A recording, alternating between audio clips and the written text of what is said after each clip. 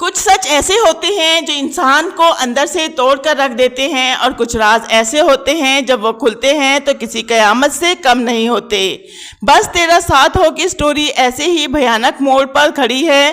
وہ راز جس پر پردہ پڑا ہوا تھا اچانک سے دادا جان کے سامنے آ جاتا ہے۔ دادا جان اپنی اولاد کا اصلی کراہت انگیز چہرہ دیکھ کر زندگی اور موت کی جنگ لڑنے پر مجبور ہو جاتے ہیں۔ آخر شایان کیسے اپنی گھر کی عزت کو آگ لگا سکتا ہے؟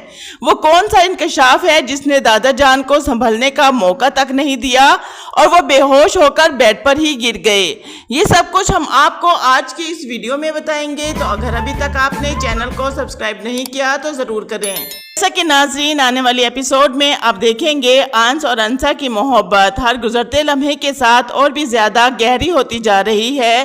جب انسا کی دوست کی کال آتی ہے اور وہ انسا سے پوچھتی ہے، سنا ہے تم نے شادی کر لی، آخر تمہارا شوہر کیسا ہے؟ تو انسا مسکراتے ہوئے اپنی دوست کو جواب دیتی ہے کہ میرے شوہر کی 2 آنکھیں، 2 کان اور 1 ناک ہے، جس پر اس کی دوست کہتی ہے یہ تو سبھی کے ہوتے ہیں، ان سب سے میرا کوئی مطلب نہیں ہے، میں تم سے پوچھ رہی ہوں کہ تمہارا شوہر کیسا ہے؟ انسا اس سے کہتی ہے میرا شوہر بہت ہینڈسم اور خوبصورت ہے۔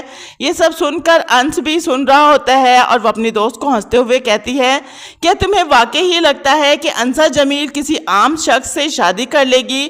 اور تم ابھی تک انسا جمیل کو جانتی نہیں ہو۔ انسا اور انس دونوں ہی بہت خوش ہوتے ہیں، جبکہ ناظرین دوسری طرف تمام فساد کی اصل جڑ شازیہ جو ابھی بھی اپنی مکار چالوں سے باز نہیں آ رہی ہوتی، وہ اس صورتحال میں بھی مظلوم بننے کا ڈرامہ کر رہی ہے، دوسروں پر الزام تراشی میں مصروف ہے، مگر یہ بھول چکی ہے کہ مکافات عمل کی چکی ذرا دیر سے ہی چلتی ہے مگر پیستی بالکل باریک ہے۔ سے شازیہ انس اور انسا کی خوشیوں پر گرا لگاتی ہے۔ آج وہ وقت اس سے بچ نہیں پائے گی، کیونکہ وقت نے ایک ایسا چرخہ چلایا ہے جس کے چاروں پہیے اس کو گرانا چاہتی ہے، وہ اسی پر چلیں گے۔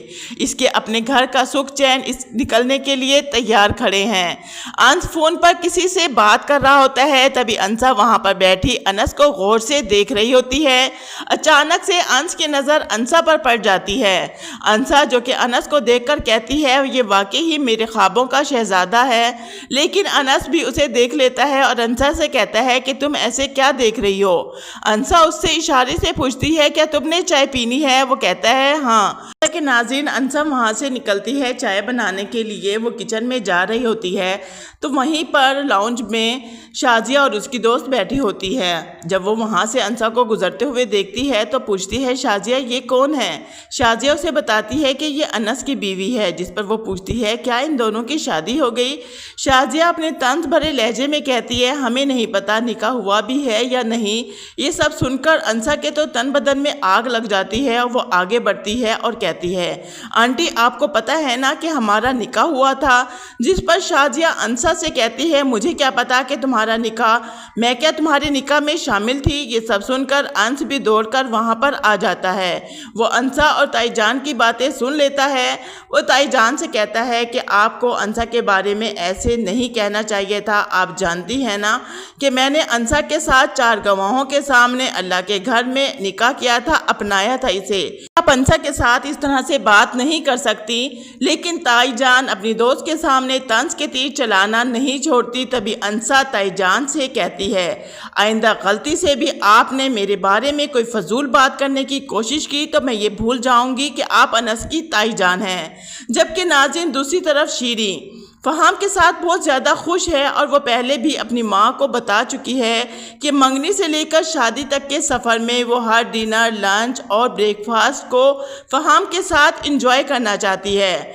وہ فہام قریشی کے ساتھ اس کے دوستوں سے ملنے کے لیے جاتی ہے، جہاں پر اس نے اپنے دوستوں کو بھی بلایا ہوا ہوتا ہے۔ فہام قریشی شیری کو اپنے تمام دوستوں سے انٹروڈیوس کراتا ہے، لیکن یہاں پر فہام قریشی کی حرکتیں کچھ اچھی نہیں ہوتی اور شیری کو بھی یہ بہت ہی زیادہ بری لگ رہی ہوتی ہے، لیکن پھر بھی وہ فہام قریشی کو کچھ نہیں کہتی کیونکہ وہ اس کا منگیتر ہے۔ اگر اس نے ابھی سے کچھ کہا تو وہ رشتہ آسانی سے ختم ہو سکتا ہے۔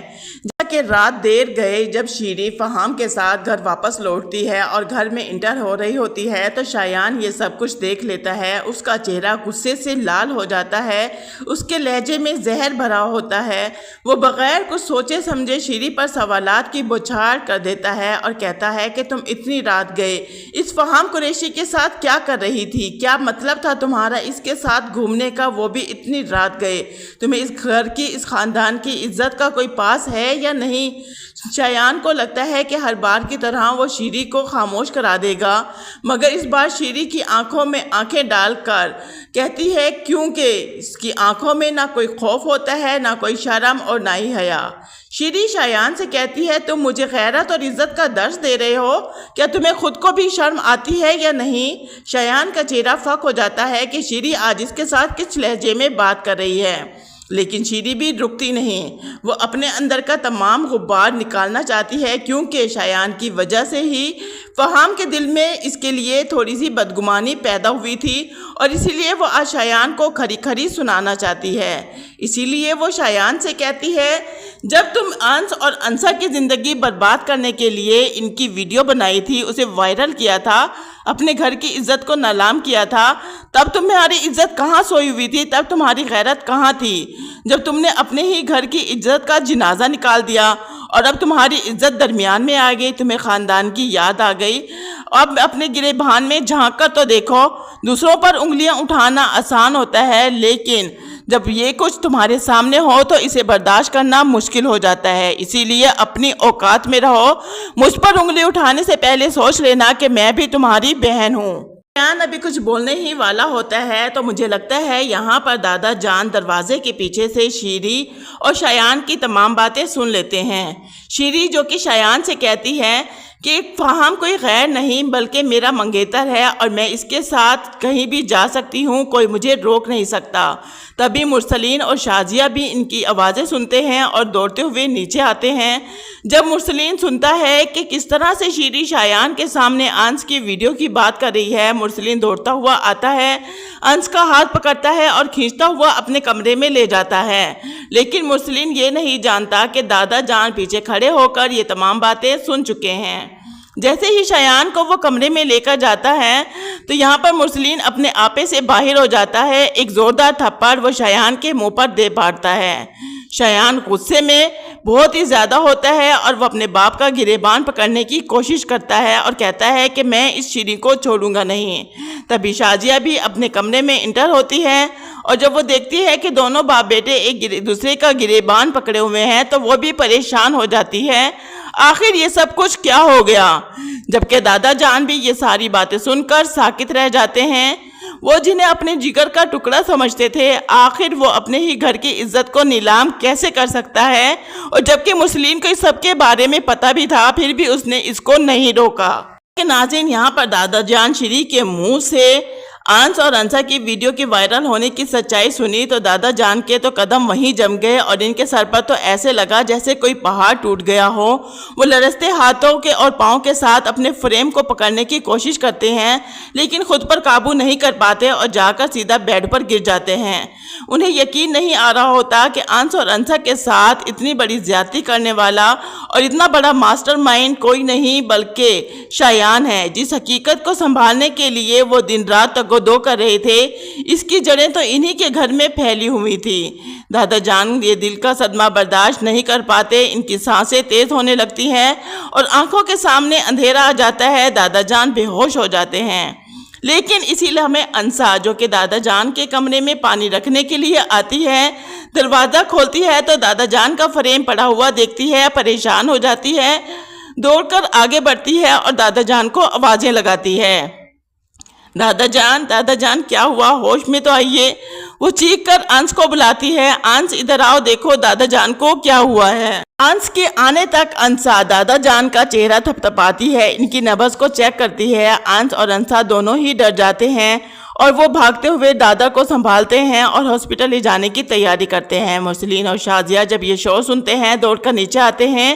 مرسلین انس سے پوچھتا ہے ابا جی کو کیا ہوا؟ وہ بتاتا ہے پتہ نہیں، اپنے کمرے میں بے ہوش پڑے تھے، اب ہم انہیں ہاسپٹل لے کر جا رہے ہیں جہاں پر دادا جان کی حالت تو خراب ہوتی ہے اور مجھے ایسا ہی لگتا ہے کہ دادا جان کو کچھ بھی ہو سکتا ہے۔ شازیہ اور مرسلین انسا کو اس گھر میں نہیں رہنے دیں گے، اسی لیے دادا جان کو تو ابھی کچھ نہیں ہوگا، کیونکہ انسا کے سامنے شایان کی سچائی آنا باقی ہے۔ جب تک دادا کو یہ معلوم ہو چکا ہے کہ اس کے پیچھے شایان کا ہاتھ ہے، اور مجھے ایسا ہی لگتا ہے کہ اب ان کا بھی مکافات عمل شروع ہو چکا ہے۔ مکافات عمل میں فہام ہی وہ شخص ہے جو شیری کا ہمدرد اور غمخوار بن کر دکھایا جائے گا، اور وہی فہم قریشی ان کے ساتھ ایک ایسا کھیل کھیل جائے گا اور ان کی کمزوری کا فائدہ اٹھا کر ان کو اپنے جال میں پھنسا رہا ہے۔ لیکن مجھے ایسا بھی لگتا ہے کہ شیری کو کبھی کبھی فہام پر شک بھی ہوتا ہے۔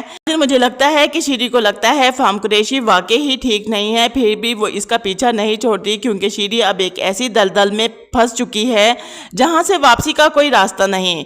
فہام کا مقصد صرف شیری کو حاصل کرنا نہیں، بلکہ شایان سے اپنے بھائی کے ایکسیڈنٹ کا بدلہ لینا ہے، جبکہ ہسپتال میں دادا زندگی اور موت کی کشمکش میں مبتلا ہیں۔ اگر ہوش میں آ جاتے ہیں تو کیا وہ شایان کا سچ پورے خاندان کے سامنے کھول کر رکھ دیں گے؟